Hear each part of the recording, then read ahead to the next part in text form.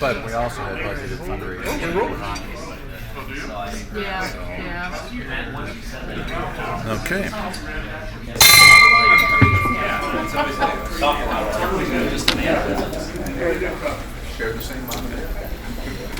All right, welcome everyone. We're going to have Chuck, our Sergeant at Arms, lead us in the pledge. I pledge allegiance to the flag of the United States of America and to the republic for which it stands, one nation, under God, indivisible, with liberty and justice for all. And we have Mary Ann for invocation.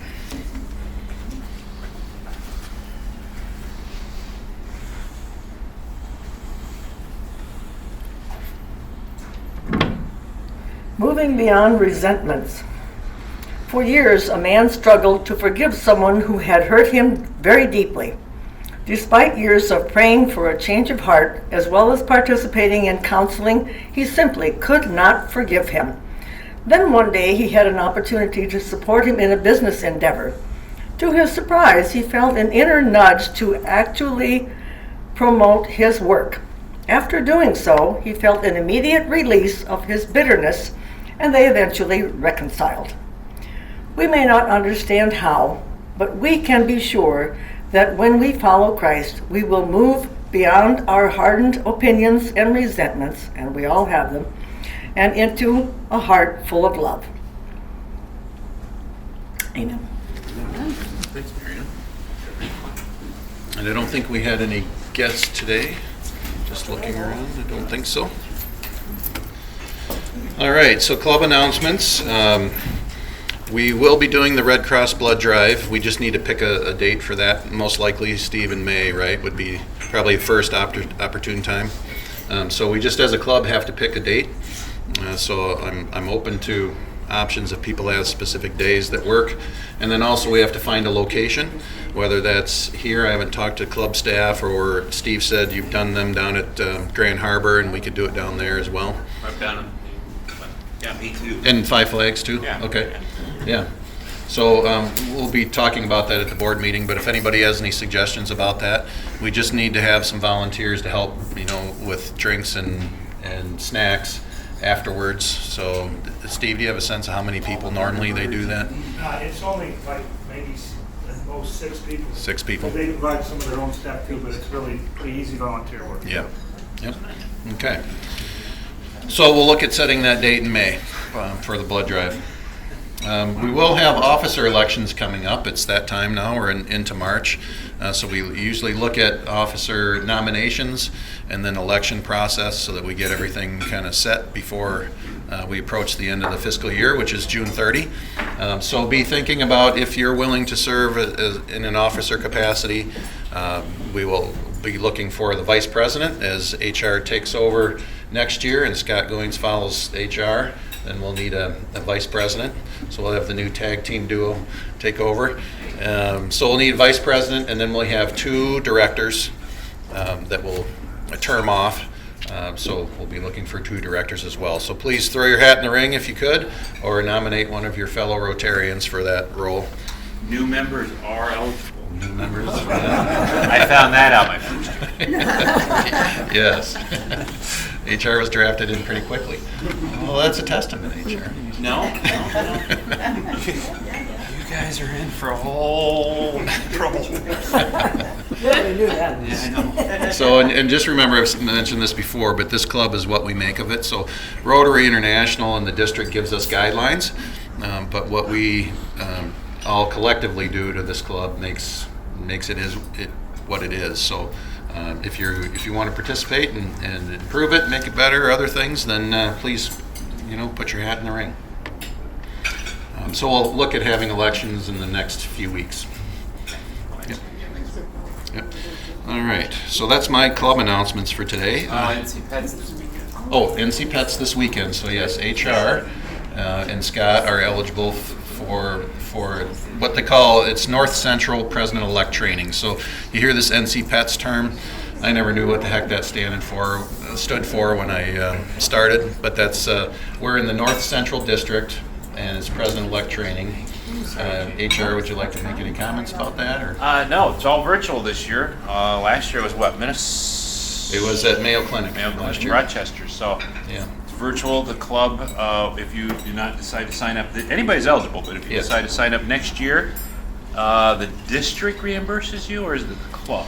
Yes, good point. So anybody is eligible to attend. It's recommended that president-elects and vice presidents attend, and the district does reimburse the costs to those officers. Yeah, but anybody else can attend. Yeah, this starts Thursday, Friday, Saturday, and then the next, just because it's virtual, it's only a couple hours a day. Yeah, a couple hours a day, this one virtual. Yeah, last year we had it up at Mayo, and we had the medical director from Mayo come on and talk to us about COVID at that time. Had the COVID results come out about 4 hours earlier, they would have canceled the event, but they still held it. So it was very good. It was actually better than the year before. So, all right, Happy Dollars, community announcements. Happy dollars. Happy Dollars today, or anything going on with your organizations or family, whatever? Anything? Anybody? Oh, we've got a happy We got dollar one. right here. Thank Yes. the Lord. I'm with Exit Realty, Cody Berger.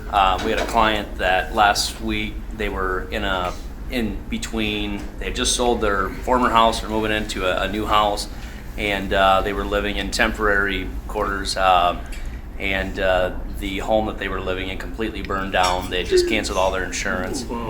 So we were, as a group, able to raise a little over $1,000 for them, and then the other individual, or the purchaser who was buying the home, his employer was able to gather up an entire moving truck full of furniture, gently used, pots, pans, got some frozen food for them. So kind of able to, it was cool. We showed up and they essentially started crying and couldn't be more thankful. So it was cool. Awesome. Thanks, Cody. Good job. I have a happy dollar. I went out and visited the site of our Rotary District grant that we did last year, where we put up those binoculars out at the airport. And the snow is all melted. During the winter, they had pushed a big snowbank up into the driveway, so you couldn't get up there. And so that solved the vandalism problem. But it's really beautiful. When the weather gets better, it's a great place to have a little picnic or something and look out. UD is flying. I mean, we are now the busiest airport in Iowa, or maybe the second busiest for operations, because of all the training that happens there. So there's always something going on. Wow. And it's a handicap accessible binocular that we provided at the suggestion of Rotary. They said that another club at Bellevue had done that. And it's a great idea for mothers, daughters, fathers, sons, that you can both be looking out and seeing similar things and pointing out, what it is that you're looking at. So fun place to go. Thanks. Thanks, Chuck. Since we're on that subject, and I'm going to contribute a happy dollar too, because I want Chuck to tell me about the airplane he's building. Oh. Well, we're coming to the end of a 2-year project, and we've had about 20 high school kids over the years help with this. And so it's nearly finished. We're at the end, and now there's a glitch in the electronics, so I'm working with the vendor to get that solved. But soon we'll be calling the designated air representative for the DAR, and it changes from a project to an airplane when they give it their blessing. And so we hope to have it here in Dubuque and have people, flying it that help to build it. So if anyone wants to buy an airplane, it's available. You mean you actually built that yourself? And it's available? Oh yeah, I'll fly it too. I can't get it in my garage. Only with confirmation that the electronics work. Yeah, Steve All right. Geis. Oh, here, I'm coming. Here I am. Steve Geis. Hang on. Look at this. I love this part. No happy dollars, but I have a ton of announcements. There's a Your Pie night, Thursday night from 4 to 9 at Your Pie for Hempstead Interact Club. It's their fundraiser. This one's for their international project, which is still supporting the Bahamas. Also, RILA applications are open. They did decide to do a live RILA this year. It's actually been moved from Grinnell College to Coe College with a little more safety precautions, but everything's online. I have everything out to the clubs. Usually Hempstead doesn't start pushing it till till late March because the kids lose interest. But we are booked to have anywhere from 14 to 15 students again for RILA, so that's all ready to go. They're a little late in announcing, but applications are open, so if you know of any current sophomore or juniors in high school that were interested in RILA, I'll go ahead and bring them my way, or they can go online and apply, and they'll all come through the club, and we'll have further announcements on that. And I think that was it. Thought I had one more announcement. Sorry, I forgot. I'll think about it, yeah. Yeah, the mic's all charged up, ready for it. Okay. All right. Yeah, and regarding RILA, we did have dollars budgeted annually. We do for RILA. This year, a lot of our fundraisers were shut down, so we do have reserves, but we may look at, we'll talk about it at the board level, but look at maybe there's a spring fundraiser we can hold to offset some of that cost, because we definitely want to give those students a chance. So at this point, we're going to move forward, I believe, but I shouldn't say I believe we're going to, but we just have to talk about it at the board level. All right, raffle. Vicki is filling in today for raffle. Raffle. Oh, well, I can. Thank There you. you go. Thank You're you. welcome. We raised $27, and, I need my names. That would help. We don't have a guest speaker. Have the newest Oh, member, yeah. Cody. There you go. Pressure's on. Yeah, Yeah, the pressure's on. All right. Steve Geis. Steve, right there. So, Steve, we have a deck of cards with Dubuque River Rides on them and a Dubuque River Rides keychain together, or Betty Jane candies, or a Dubuque River Rides water bottle and a secret present that was wrapped in this newspaper that I'm not going to unwrap. Well, since the candy's going to go straight to my hips, I'll take the cards. Cards and a keychain. A minute on the lips forever. That was great. There you go, Cody. Other one, yeah.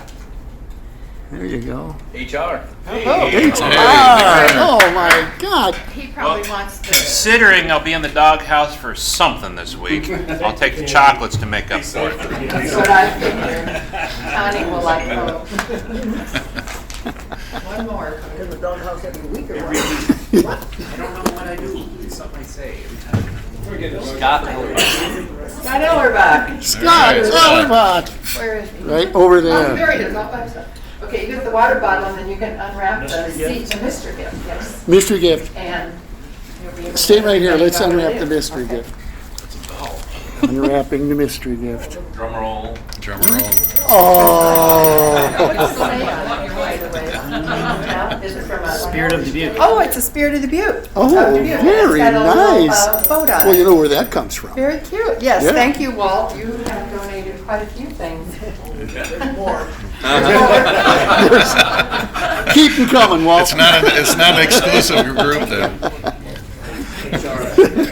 All right, any others? Announcements?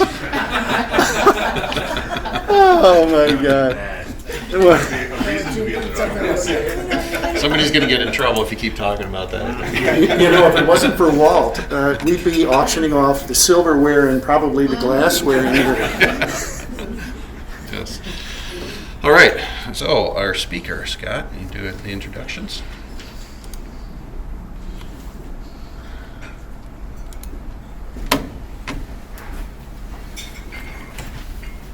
All right. Today's speaker is Cliff Conrad. He's the president and co-founder of the Union Dubuque FC, a member-owned semi-professional soccer club. In addition to his work with Union Dubuque, Cliff also coaches the boys soccer team at Western Dubuque High School and the men's team at Emmaus Bible College. He does all this while working full-time at the college, supporting their online educational programs. Cliff is currently finishing up a master's degree in executive leadership and is active in the local community through Union Dubuque, River City Church, and Emmaus. Please welcome Cliff. He's also a member, one of our newer members.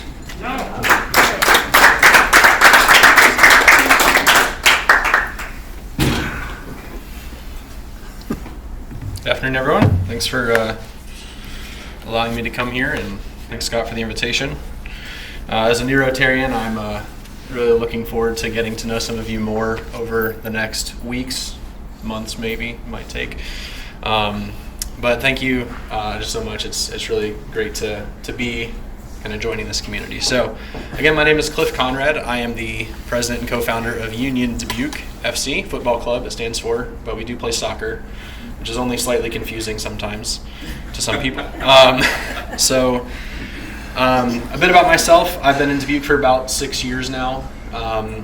I moved here when I got married to someone who was a student or finishing up her degree at Emmaus at the time. She's now a teacher over in Hazel Green, 4th grade teacher over there, and we are expecting our first child, a daughter, in less than a month. So life's about to change a lot for me. I'm sure most of you are familiar with that.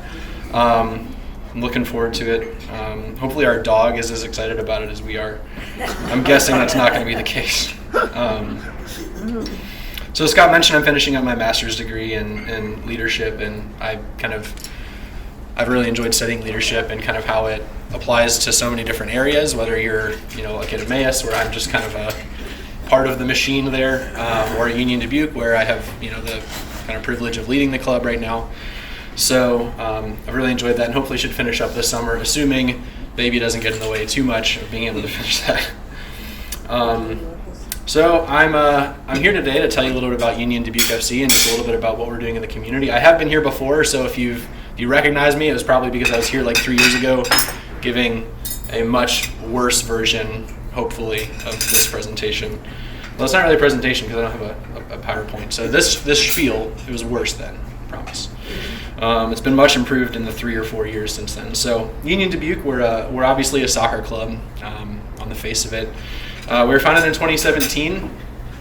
We play in a regional league that kind of goes all the way. Well, our league is it's from basically Iowa over to Detroit area, but it's kind of split into 2 divisions. And so most of the teams we'll play are in the Chicago area, Milwaukee, Cedar Rapids has a team. So it's kind of all over all the way down to like Central Illinois. So we play in that regional league. Our season's kind of through the summer.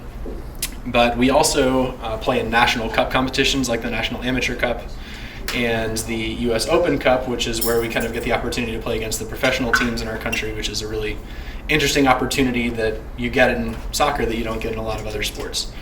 So that's the really basic part of it. We our first team, our competitive team, is open age. If you're good enough, you're old enough. That's kind of how we say it, but we also have a developmental team because we want some players to come in when they're not quite good enough, but who have ambition of getting there in order to kind of represent the city as a whole in regional and national competition. So we sort of had the vision for the club when I went to, a few years ago, obviously before the club was founded, I went to some Fighting Saints games, and I was just amazed at how much Dubuque, which is not on the face of it a hockey town, would kind of get out and support a very Dubuque kind of representative organization that kind of puts Dubuque against other places. And as someone not from Dubuque, it's kind of been an interesting opportunity to get to experience Dubuque's culture a bit over the years we've been here. So we have that developmental team. We have dreams of adding the same first team and developmental team for women as well. And that kind of ties in a little bit of our vision, which I'll get into in a moment. But we're member owned and volunteer run. And so we try and be as professional of an organization as we can while still operating within those constraints. Obviously, as Scott mentioned, I have a few hats that I wear, not just at Union, but in soccer in the area and at my full-time job as well. And so this is kind of a side/passion project for me, but it's grown over the few years we've been doing it to something that is really given us an opportunity to make an impact in the community. And that's why I'm here today to talk to you about that. So right now we play at, we're actually in the process of moving. Since we haven't played a game there, we haven't officially moved, but we're moving to the Dubuque Soccer Complex, which is up on the JFK and the Northwest Arterial. And in the previous seasons we played at Dubuque Senior High School at Dalzell Field, and we played at Loras College as well. And over the years, the 2 years that we played at each of those places, we kind of realized that we were spending a lot of money to be there to kind of fulfill our own vision of what we felt like we needed to be, which is to play in a larger stadium, even if, the crowds we were getting weren't warranting that. And on top of that, the real reason we ultimately decided to move is we felt that as a community-based organization, we wanted to have a little bit more of an influence with the money we were spending on where we're playing.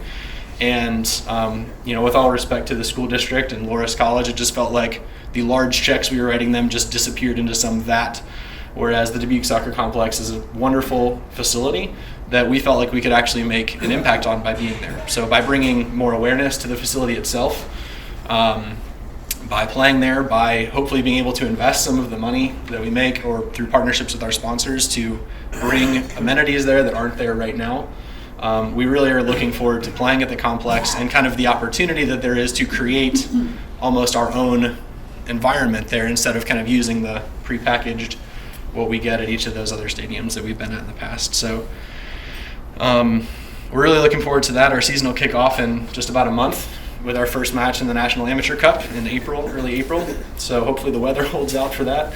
Soccer's not really the kind of game you can just move somewhere else or go indoors, because especially here we don't have like an indoor facility where we can do that. So we've fought weather our whole existence basically, because we play a lot of our games in June, and there's always kind of a coin flip as to whether or not we'll actually get to play because of the weather. But we enjoy it, and we look forward to the challenge that sometimes provides.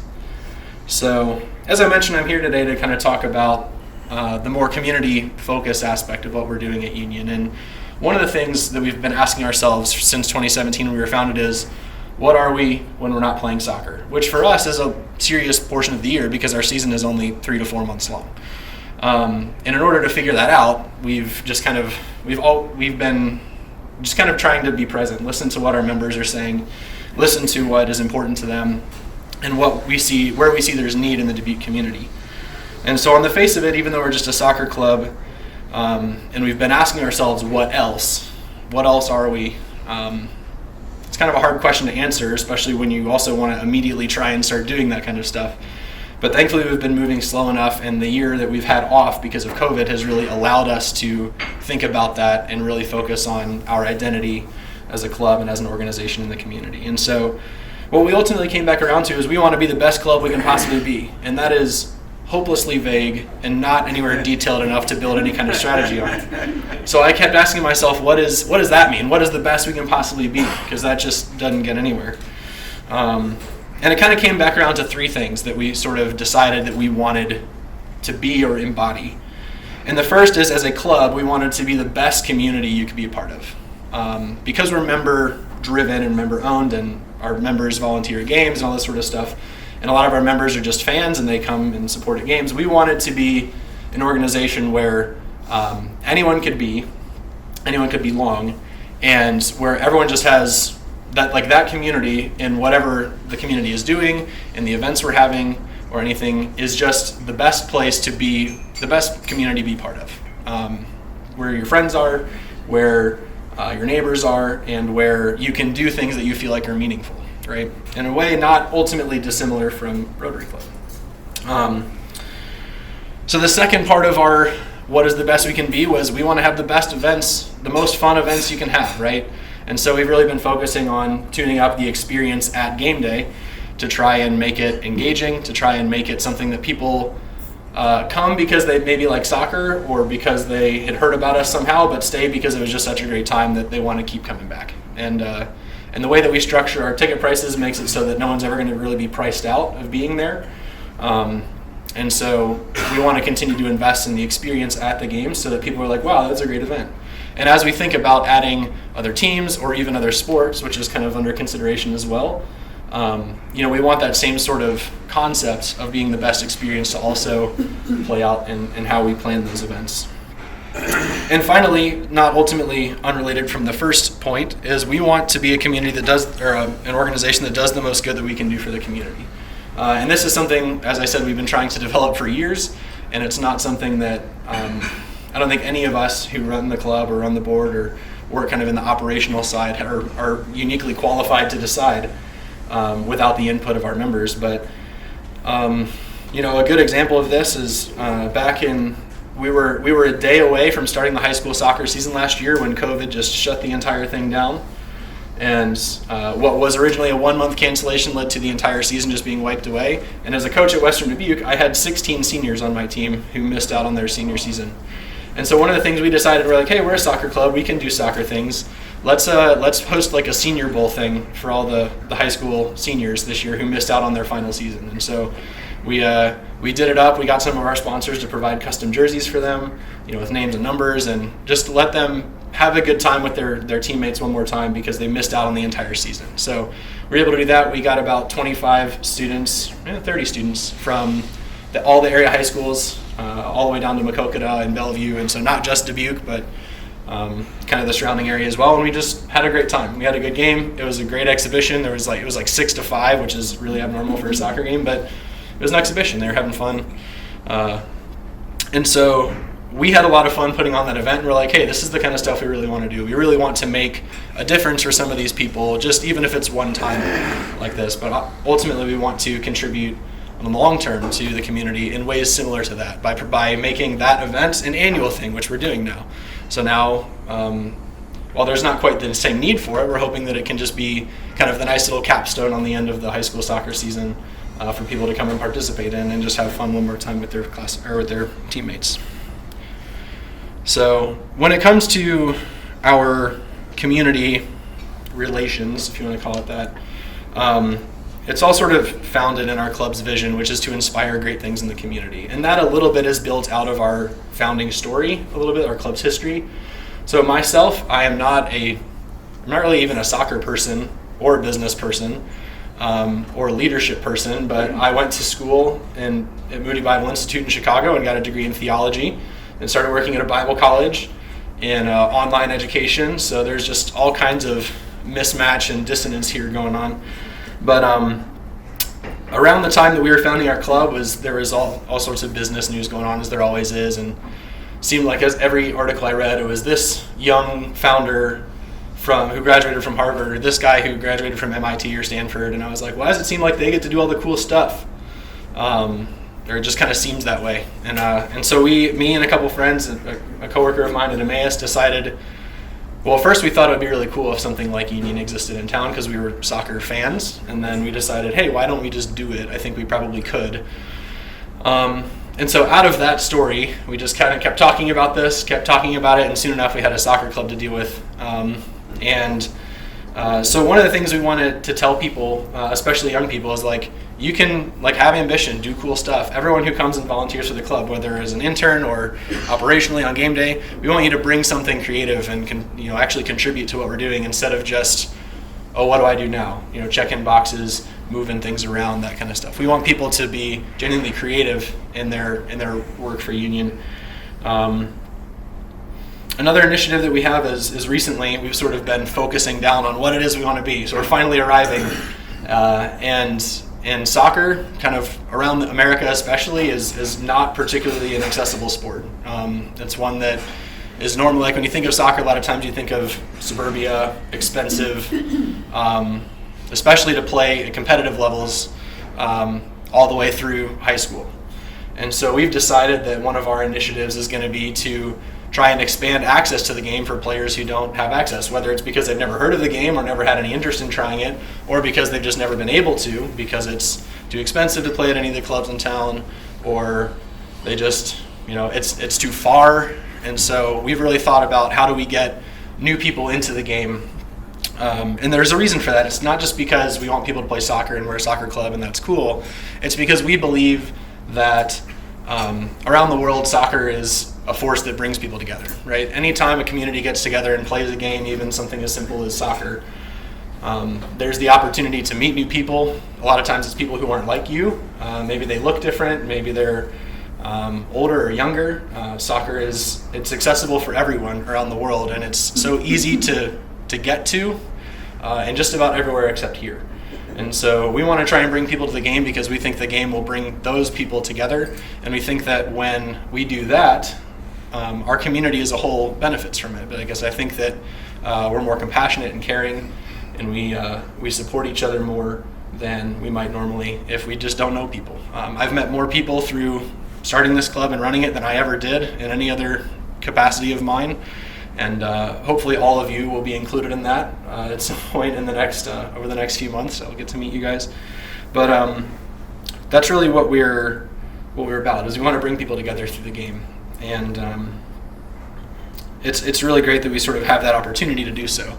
And we think that as we continue to build on our membership, as we have more people willing to kind of volunteer to do some of these events, whether it's an after-school program at the downtown schools or something like that for kids who never played before, or having the soccer bowl for the high school seniors just to let them play one more time together. We really see these as an opportunity to bring people who are different together and help build our community through that. So that's kind of what we're about. I don't really have any other points. So, do you guys have any questions or anything about what we do? Yeah. Officiating. How do you have certified officials, and do they? How do you manage that? Yeah. At this level of play. Absolutely. So the league we play in is called the Midwest Premier League. It is affiliated with U.S. Soccer, the governing body for soccer in the country. And our league works with the officials, the governing body for soccer officials in the country to do all the assigning. So soccer has a pretty rigorous process for certifying referees, all the way from I referee high school games to I'm refereeing at the World Cup. And there's only like 7 levels, so it's pretty simple and straightforward, but it takes a few years to go from each of those. But we do have certified referees. I believe that there's a category of certification that referees have to have in order to referee here at this level. So, yeah, and another thing, I agree with you on the move to the soccer complex. It's such a great facility, and really, it kind of reminds me of the early days of I've seen photographs of in the late 1800s of football was played out in a sheep meadow, and they all gathered and had picnics, and it was mostly the families of the players that were attending, and it was great. It was great then, and it's great now when you go to a kids' soccer game. So it's more familial. Can you handle that and still make a little money to pay for expenses? Yeah, we hope so. We have some really great relationships with our sponsors who obviously believe in what we're doing. Dubuque is our main sponsor. They're on the front of our jerseys. It's really hard to miss if you've ever. Well, they got a great logo. Yeah. They do have a great logo. So, yeah, we I think starting with the players and their families. A lot of the supporters we have at games are players' families and friends, and sometimes they come and 10 at once, and sometimes it's 1 or 2 throughout the season. But Dubuque has a really interesting history with the game of soccer. There was a club not altogether unlike ours that played here in the 30s. They played at Comiskey Park, and I as like a little fun side project, I was just studying their history and was trying to follow up on some of the players, and sort of like not Union similar in the sense that a lot of the guys were just guys working in town who played soccer, and they played in a regional league like us, and it's really fascinating to kind of learn about, and their families were involved and ran the club itself. Yes. So I'm sorry, I ended up being tied up and I couldn't make the beginning of your presentation. But did you say what the nearest neighboring clubs are? Sure. Where do you have to travel to get to other places? And then where does that mean? How far do you attract your members? Yeah. So we haven't deliberately tried to pull we kind of define our membership area as sort of the tri-state area. So all the way down, because there's a club in Cedar Rapids, so we don't try and pull but like too much from them. Platteville. Right, yeah, so Platteville, Platteville, kind of all the rest of Dubuque County at least, down even to Davenport. I think we have a number of players who come up from the Quad Cities area, and so their family and friends, and Quad Cities doesn't have a club like Union right now. So there is absolutely the opportunity to kind of draw from them. But so Cedar Rapids would officially be our nearest rival. There's a club in Rockford. There's a club in DeKalb who are our biggest rivals, just through the relationship that the 2 clubs have. Several clubs from elsewhere in the Chicago area, a really successful and historic club from Milwaukee in our division, and then a club down in Joliet. Not Joliet. There is one in Joliet, but Bloomington. There we go. So that's kind of our footprint right now as the league. Can you talk about flopping? And I'll give the mic back. Talk about flopping? So is that like a thing in your league? I think it happens everywhere. So for those uninitiated, flopping is when players can sort of fake that they got fouled. For a while, it was very much the scourge of soccer at the highest levels.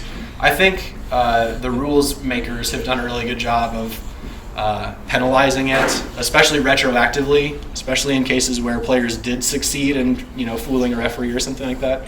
So it's happened. I was actually making a highlight video from a game of ours a couple years ago yesterday. I'm like, that guy absolutely flopped and won a penalty, and I remember being absolutely livid at it at the game itself. But we ended up getting a draw, so it was against the national champions too. So it was a decent result.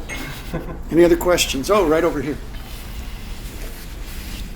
So we were down in the Quad Cities. There's a soccer plex down there. Yes. Have you been in it? Oh, wow. Yeah, I've not they been have to it, but they have I like 4 full-size soccer things undercover, and Yeah. So is there any discussion about doing a covered facility out at the soccerplex here? Yeah, that's a great question. And it kind of provides an opportunity to talk a little bit more about the complex. As many of you know, the soccer complex is owned. First of all, let me just say the Betplex is impressive. There are so many soccer fields there. Like you could play till the cows come home. It's just insane. But there have been talks about it. Like it's something that the soccer complex, the land is owned by the school district. The soccer complex itself is run by a nonprofit organization called the Dubuque Soccer Alliance. And the school district has sort of voiced a desire to move on and sell that land. And so they're kind of offering it to the Soccer Alliance right now. That's obviously expensive land commercially. And so there's kind of this, I wouldn't call it an uncertain future, but in a few years when the lease is officially up, it's kind of like, well, is it gonna stay a soccer complex or not? One of the things that we've talked about at the Soccer Alliance meetings is if we see a bright future for the soccer complex, it needs to include a little bit more multi-sport use or something like an indoor facility, which is where we sort of see Union being able to play a small part in that, is kind of marketing the complex itself to the public and maybe providing the opportunity to raise some funds towards something like that. So the discussions have been had. Those types of facilities are not inexpensive. And I believe a lot of the facility down in Bettendorf was privately funded. And so we've just kind of got to figure out if we're going to, I think, and I'm totally spitballing, I could be wrong here, but I think the figure there was somewhere $60 million for that whole facility. And so that's a lot of money. That's a lot of money that Union or any of the other soccer clubs in town don't have. And so we're trying to chart a path forward right now. And we feel like the soccer complex is a community resource that we want to try and keep there where it is. I think it's a great location, and we've got to just through the collective efforts of all the soccer clubs and not just Union, chart a path forward. So a few weeks ago we hosted a kind of a summit meeting for all the soccer organizations in town and said, hey, let's all sit down and talk, because we never do that. Every time we meet, it's at this alliance meeting and we're always talking about the complex itself, but let's just talk bigger picture. And that was one of the things that came up, is the need for a facility like that. And not just for, obviously to extend the playing season. You can play into the winter, you can play through the winter, you can play at night, because right now there are no lights at the complex. So it's part of an ongoing discussion, I guess. And I'm not the one in any means the most qualified to speak to the plans for that, but we hope that we can maybe influence that a little bit through being there. We had a kid in our neighborhood, Ozzy, who was from London, and he called it football. Football. Is that common? Yeah, so or everywhere else the game is called football. I think it was spelled F-U-T. Yeah, yeah, especially in Spanish-speaking countries or some Eastern European countries, it's definitely football. So yeah, football is correct. Well, this reminds me of years ago when we started hockey in this town, and Dr. Field was the sponsor. There were no other sponsors. And they played on the ice sheet at brand new down at Five Flags, and it was astonishing now looking back at that humble beginning to what we have now. We've got several national players that passed through Dubuque and onto the NHL and to the Olympics, more than I can count on two hands. And this is a hockey town, a hockey town, no question. So good luck. Thank you. Appreciate it. It can happen. It can. It absolutely can. And if we didn't believe in it, we wouldn't do it. So. All right. All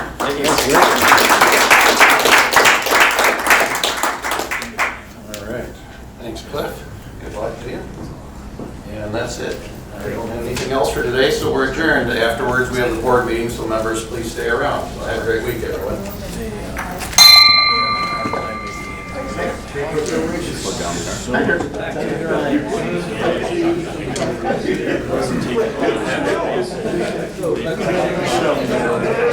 Assets that are in that they're renting the main space inside. I know. It's like a Y soccer. So we built something like that. It's like we'll see you around. Tony, do we great to meet you. Chuck, great to meet you. Take care. See you around. Tired. Didn't leave me out. Didn't leave me in the cold. Killing me.